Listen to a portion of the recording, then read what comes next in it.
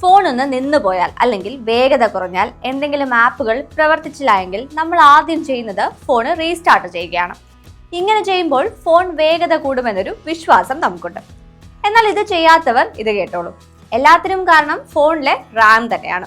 നമ്മൾ ഉപയോഗിക്കുന്ന ഓരോ ആപ്പുകൾക്കും ആവശ്യമായ മെമ്മറി നൽകി ഇവയെ നിലനിർത്തുന്ന ഈ റാം പ്രോസസറിന്റെ സഹായത്തോടെ കാര്യങ്ങൾ സുഗമമാക്കുന്നു. പക്ഷേ ആപ്പുകൾ കൂടുതലായി ഉപയോഗിക്കുന്നതിലൂടെ ഈ റാം മെമ്മറി തീരുകയും അത് ഫോൺ പ്രവർത്തനങ്ങളെ ബാധിക്കുകയുമാണ് ചെയ്യുന്നത്. റാമും മറ്റ് ആപ്ലിക്കേഷനുകളും നിറഞ്ഞതിനാൽ ഫോൺ പ്രവർത്തിക്കുന്നത് മന്ദഗതിയിലാവുന്നു. വേഗത്തിൽ ബാറ്ററി തീർന്നു പോകുന്നു. ഓപ്പറേറ്റിംഗ് സിസ്റ്റം ഹാങ് ആവുകയോ ഫ്രീസ് ആവുകയോ ചെയ്യും.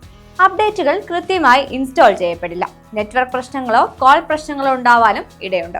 പതിവായി റീസ്റ്റാർട്ട് ചെയ്യാതിരിക്കുന്നത് അപ്ഡേറ്റുകൾ തടസ്സപ്പെടുത്തുകയും സോഫ്റ്റ്വെയർ OS അപ്ഡേറ്റുകൾ കൃത്യമായി നടപ്പിലാക്കുന്നത് തടയുകയും ചെയ്യും. പതിവായി റീസ്റ്റാർട്ട് ചെയ്യുന്നത് മെമ്മറി ക്ലിയർ ചെയ്യുന്നതിനും സിസ്റ്റം സ്റ്റെബിലിറ്റി മെച്ചപ്പെടുത്തുന്നതിനും ചെറിയ സോഫ്റ്റ്വെയർ ബഗുകൾ ഫിക്സ് ചെയ്യുന്നതിനും സഹായിക്കും. നെറ്റ്വർക്ക് കണക്ടിവിറ്റി മെച്ചപ്പെടും. അപ്ഡേറ്റുകൾ കൃത്യമായി ഇൻസ്റ്റാൾ ചെയ്യുന്നതിനും സഹായകമാകും. ഒപ്പം ഫോൺ അമിതമായി ചൂടാവുന്നതും തടയും. അതുപോലെ സോഫ്റ്റ്വെയർ അപ്ഡേറ്റിന് ശേഷവും ഫോണിന്റെ പ്രവർത്തനം മന്ദഗതിയിലാവുമ്പോഴും അമിതമായി ചൂടാകുമ്പോഴും ഫോൺ റീസ്റ്റാർട്ട് ചെയ്യാം.